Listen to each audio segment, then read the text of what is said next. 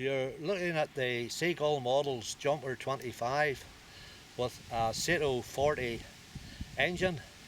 I have this plane a long time now, and 2 weeks ago I decided to strip off the old covering and completely recover the wings and the fuselage, and I put a couple of stripes up both sides of the fuselage. I'm going to put a couple of decals on the top of the wing. I haven't got them as yet, but whenever they do arrive by post, they'll go onto the top of the wing just to show up better when she's flying. So I'm going to make an attempt here to start the Sato 40. Fingers crossed it'll start.